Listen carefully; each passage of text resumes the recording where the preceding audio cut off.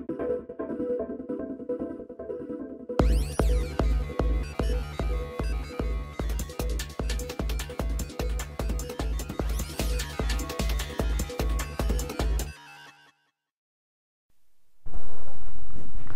guys, good evening na good evening. Time check, alas 10 po ng gabi, 16,163 kilometers na po yung ating sniper. Kakagaling lang natin, nagpa basic tune up, no? Basic tune up ang pinagawa lang natin. Pina-check natin lahat ng ating mga components ng ating motor para makasure tayo dahil next week na ang ating inductor, walang aberya and all set and go. So yung pinagawa natin, nagpa valve clearance tayo, nagpalinis tayo ng throttle body at nagpalit ng air filter at spark plug na iridium. Mamaguhan ko ani sa sa place akong clutch lever kay kanang taas na. Oo. Okay raman siguro, murag maana raman siguro ko. Muna original akong gibalik. Ay balik di mo sa original? Itong una kay ni gamay mo gud na. Oo. Mubo ba? Sige, mukha lang ni kanang anad-anad rin mo adjust ako balik. Sige, thank you.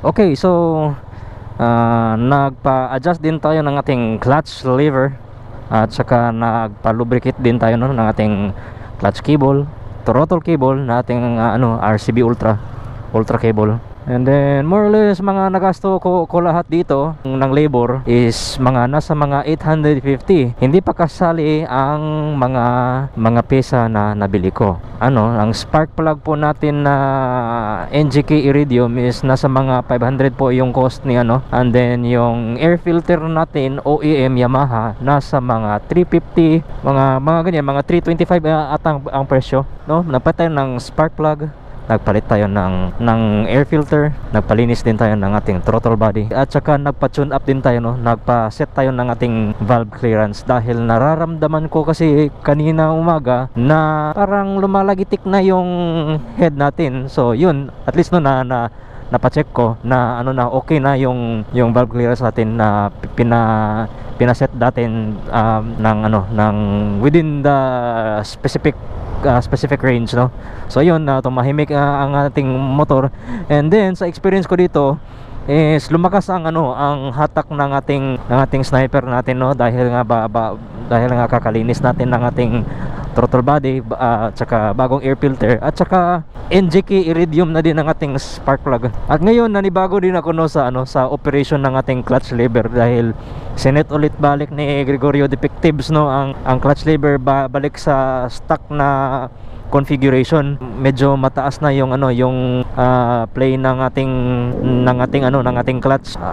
Konti lang yung free play niya, hindi kagaya nung previous na malaki ang free play. So ito, mag-a-adjust ako nito sa clutch handling ko, sa pag-operate ko ng aking clutch. And then at the same time, kailangan ko din na shakedown, no, sa motor natin dahil na bagong tune up. So malakas ang hatak. And isa pa din, hindi ako nagpa-FI cleaning, no. Ang reason kasi bakit hindi ako nagpa-FI cleaning, numero uno, na-short ako ng pera, no. Short ako sa pera. Ang plano ko dito sa ating fuel injector is bubuhusan ko lang siya ng yung Techron concentrate plus na mabibili natin sa gasolinahan ng Caltex. Yan ay hindi ko iuubusin yung malaking bote ng Techron. Siguro mga tigi-tigi lang, equivalent sa isang malait na bote ng carbon cleaner na mabibili natin sa Yamaha. Ganyan lang ang equivalent natin na ilalagay natin.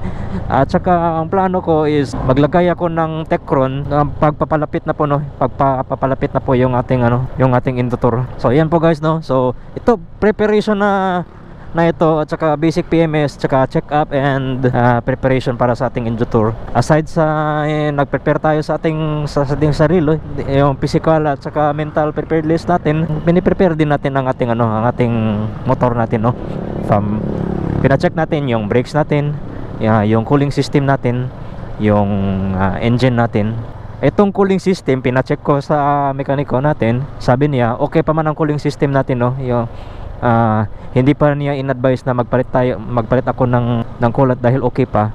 At saka hindi pa kasi siya lumagpas ng minimum interval na 2 years according sa kanya. Dahil ano pa to, mga almost isa't kalahati pa itong motor natin. And then ang recommended niya na na interval na magpalit ng coolant is 2 years or 30,000, whichever comes first. So ito, nanibago ako sa sa operation ng clutch dahil back to stock configuration kasi eh.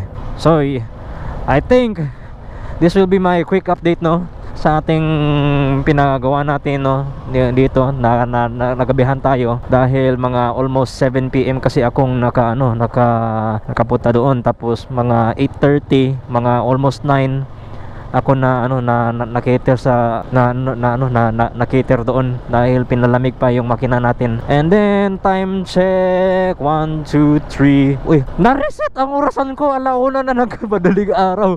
Pastilan. Isiset ko po muna to dahil tinanggal kasing battery ko dito eh. Kaya nga lang tinanggal ang battery. Ayun back to alauna na ng hapon. Alauna na pala ng madaling araw. I'll see you on my next vlog. Tsaka preparation na ito ng inductor. At tsaka prior pa lang sa mga before tayo mag-inductor is mag-change oil tayo. I'll see you on my next vlog. Pastilan. Stock horn pala to. Shalom.